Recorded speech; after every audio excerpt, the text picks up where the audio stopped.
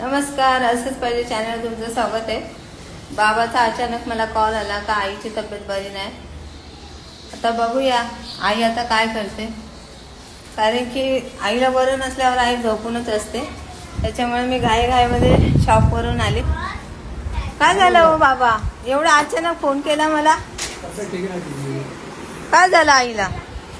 बरं नाही वाटलं। हा उठला, रडायला लागला की आई मला शेव पाहिजे शेव पाहिजे। पुढं दुखतंय माझं, काय करू? उठली तशी। आता तुम्ही शॉपवर नका जाऊ, आता घरी आराम करा तुम्ही। आता डॉक्टरकडे जायचं आहे मला।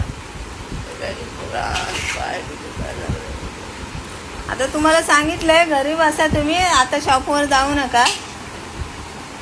पोरगा बुक बुक करायला लागला, मग उठली आणि शेव भरून घेतली। आता आले ना मी, तुम्ही आराम करा, डॉक्टरकडे जा, आराम करा। नाही डॉक्टरकडे जायला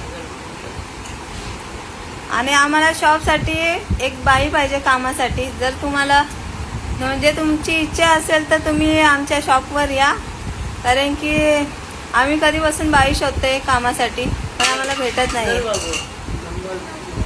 आणि जर इंस्टाग्रामला मेसेज करून नंबर तुम्ही सेंड करू शकता मला, मग मी तुम्हाला सांगेन। आई आता घरी बसायचं, शॉपवर अजिबात जायचं नाही। तुम्ही येऊच नका ना, पण कशाला येता? उगाच स्वतःचे पण जीवाचे हाल करून घेतलेत। हा,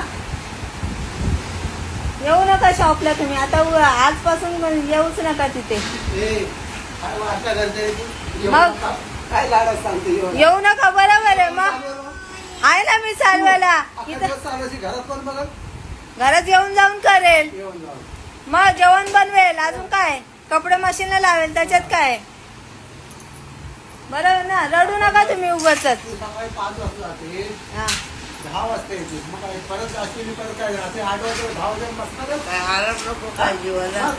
मग आता बाया भेटत नाही कामासाठी तर काय करायचं? हा, तर का आपल्याला हाऊस आहे त्या शॉप मध्ये बसायची? हा, मग तेच ना, मग आम्हाला पण समजतं ना। आता जर बाई भेटली आपल्याला कामासाठी तर आपण कशाला जाऊ? जर तुम्हाला शॉपमध्ये काम करायचं असेल तर सांगा, अशी काय जबरदस्ती नाही। कारण की आम्ही कधीपासून आता 2-3 महिने झाले बाई शोधतोय कामासाठी, पण भेटत नाहीये। काय बोलता आई?